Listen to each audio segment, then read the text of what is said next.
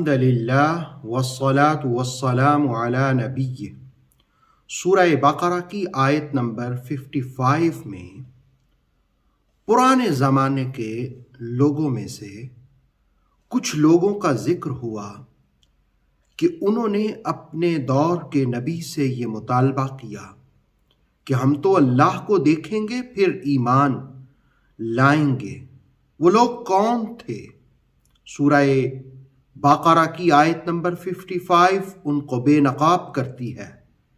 पहले आयत का माना सुनिए।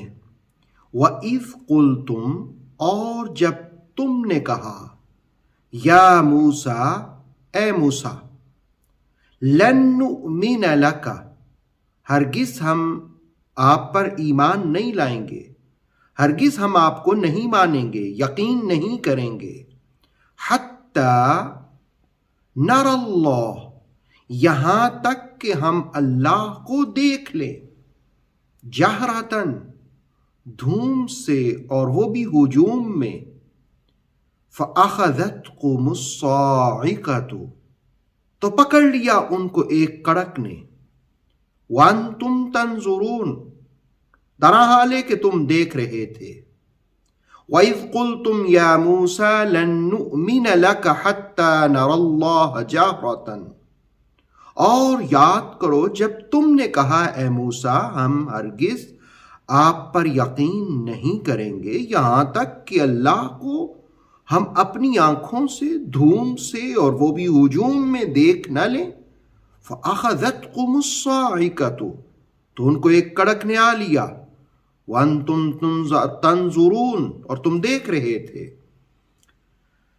कुरान मजीद सूरह बकरा की इस आयत में माजी का एक मंजरनामा बयान किया गया। अल्लाह को देखने का मुतालबा। कौन लोग थे? ये कौम मूसा के 70 सरदार थे, जिनको हजरत मूसा अलैहिस्सलाम ने तूर पर ले जाकर किताबुल्लाह लेने के लिए मुंतखब किया था। मारिफ के मुअल्लिफ के मुताबिक पहले उन्होंने कलाम इलाही सुना।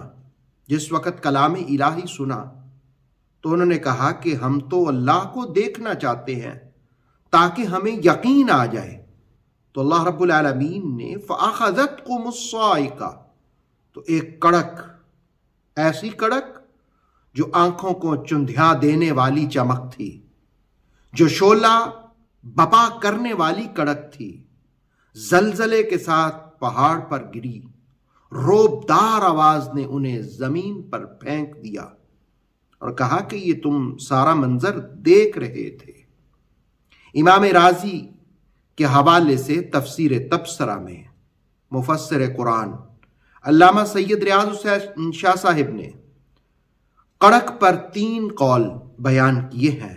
नंबर 1 कि आग आसमान की तरफ आई जिसने उन्हें जलाकर भुसम कर दिया। नंबर 2 एक चीख थी जो आसमान की तरफ से आई। और नंबर 3 कि अल्लाह ने लश्कर भेजे, जो ही उनकी आवाज उभरी वो एक दिन और एक रात के लिए बेहोश हो गए। तो कुरान मजीद ने ये बयान किया कि जो लोग अल्लाह को देखने का मुतालबा कर रहे थे वो उस कड़क का शिकार हो गए।